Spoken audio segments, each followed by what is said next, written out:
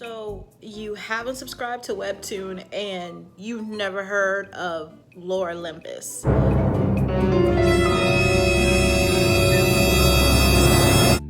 Yeah, I'd hate to break it to you, but you're living your worst life.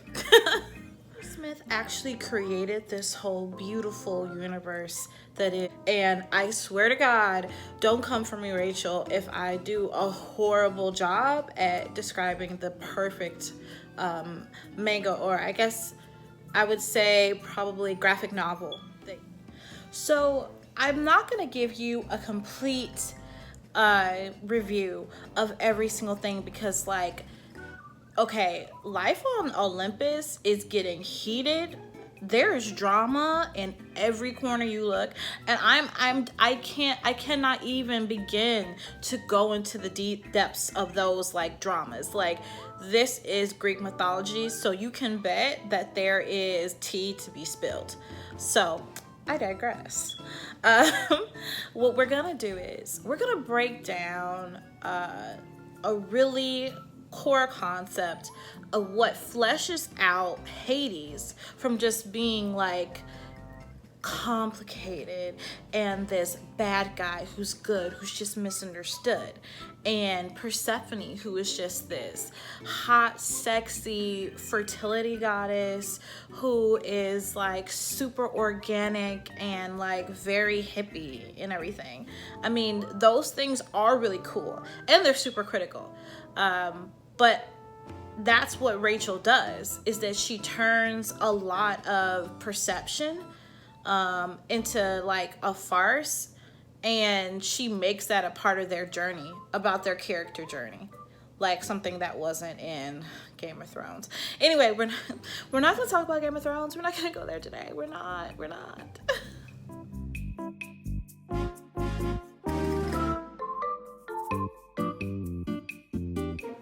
So the two main characters of this tale is Persephone and Hades.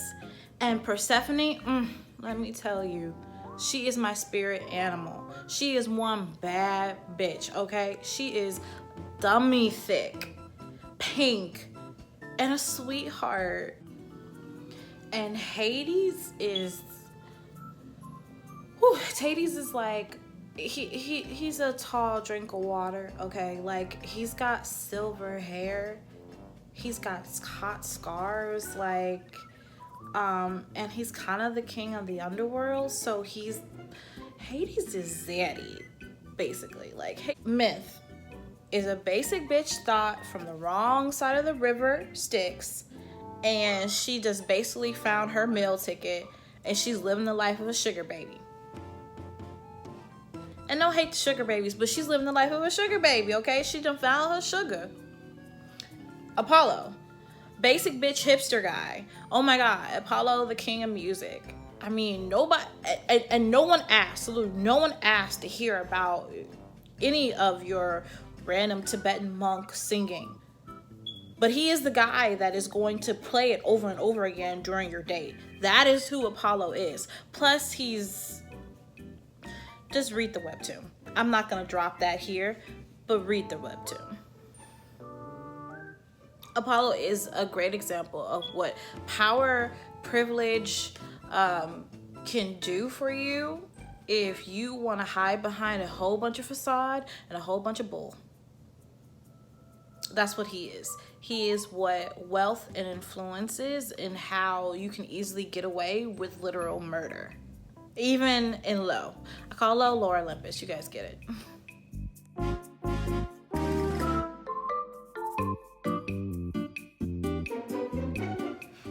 Rachel Smith's dream world that she, I don't know, came up with from the depths of her imagination of like a genius. The colors, it's like Technicolor, and everyone there is this beautiful gem colored shade. And when you're reading the story, she likes to do this gradual drop in effect where you're scrolling up, and there's like an ombre of color into this nice haze that settles onto the scene. And what it does is it makes you feel like you are descending into like this imaginary world of your imagination. Like, I don't know, I might be going too deep, but I don't think I am. I feel like what Rachel does is she makes everything easy for you to comprehend, easy to understand, and still complicated. She makes her art beautiful and easy on the eyes and still really complicated. All of her shading and her highlight is not just there to give a character, you know, good shape. Obviously Persephone has a good shape. I mean, because she's dummy thick, as I previously said. But in Hades, because he's daddy levels. But anyway, it's more so to give you like an insight into their feelings, into their power. Like, she is really good at just drawing you in and making you stay in that story. I have literally reread Lore Olympus because she has a fast pass and everything. I have literally read Lore Olympus like 3 to 4 times, different sections of whatever major theme or character that's coming up, before Sunday, which is her update day, because it's so quick, so easy, but it's like every single time you read it, you see something.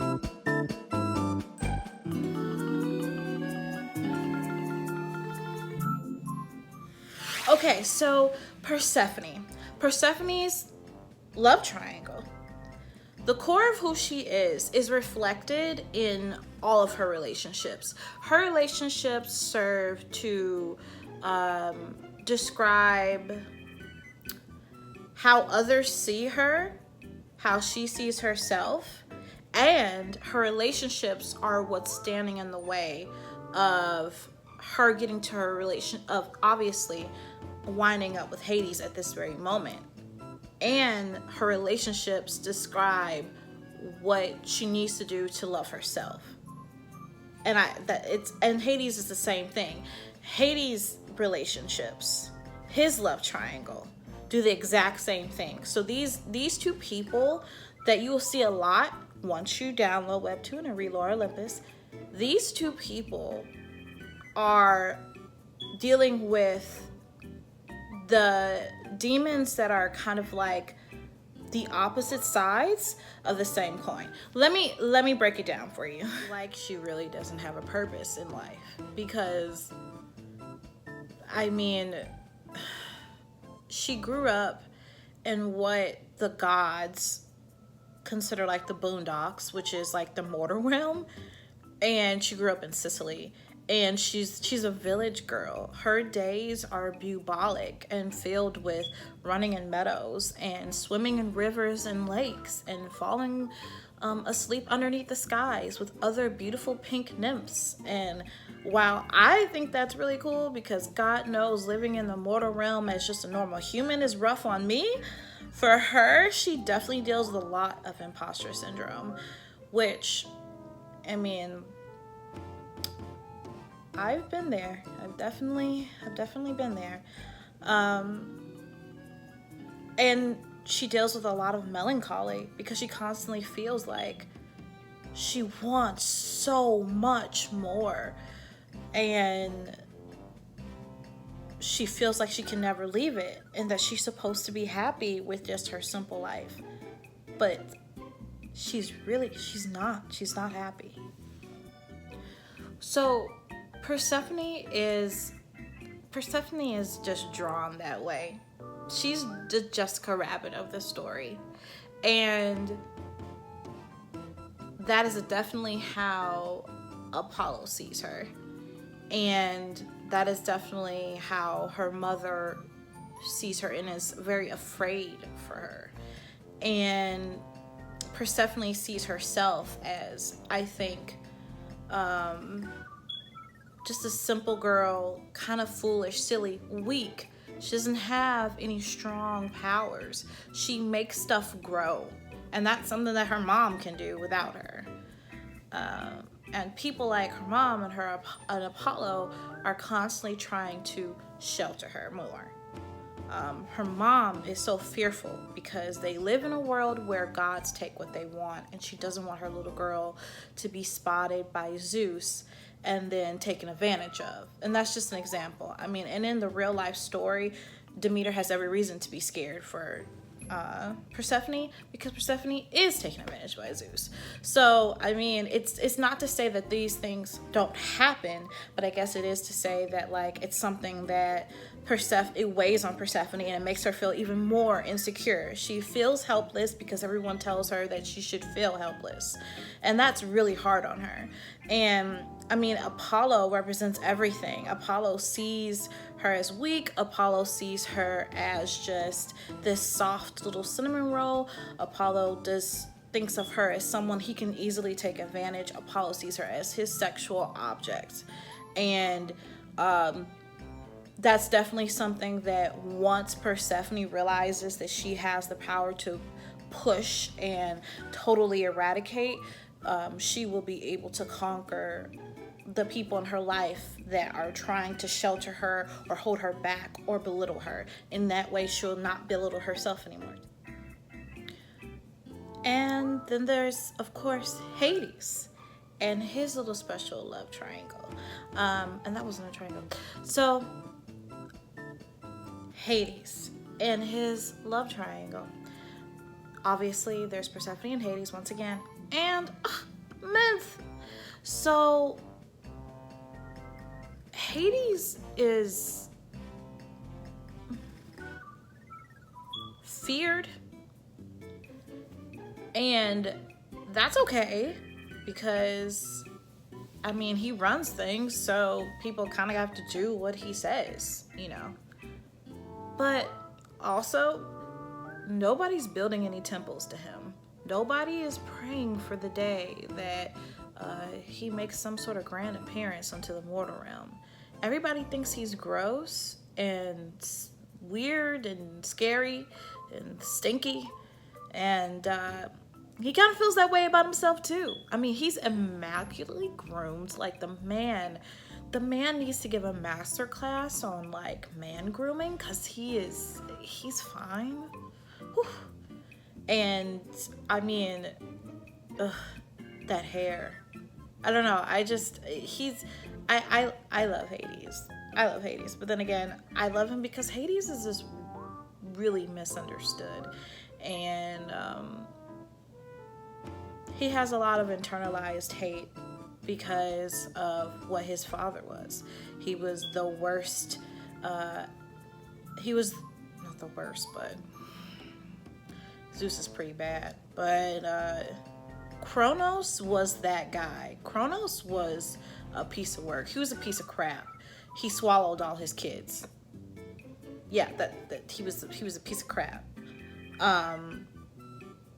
And because he was hated by people, because he's in the underworld, because he was swallowed by his dad, Myth uses all of that.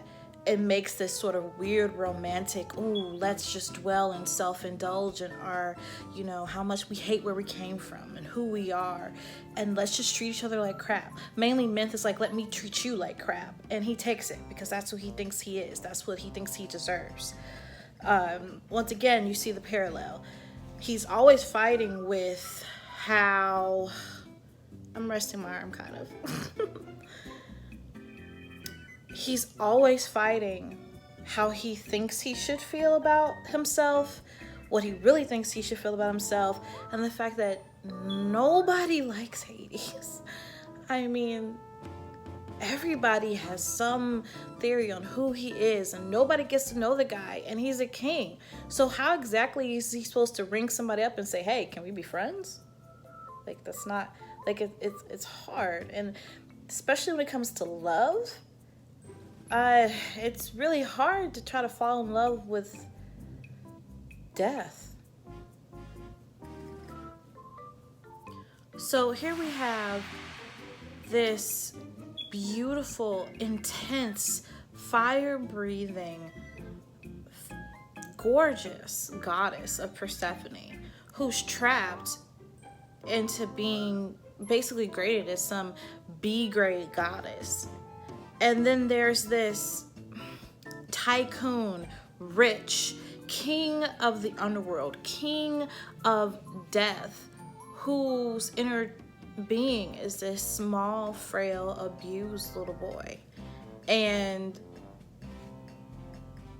they have Apollo and Myth, two people who embody everything that they feel like they should think of themselves, and who abuse them, and who make them feel smaller. And the only way that Hades and Persephone will ever get together is when they look in the mirror and they decide who they will be and what kind of love they deserve and how they should really truly be together. And once again, the genius of Rachel. I mean, like I said, I could be going too deep. I love going deep.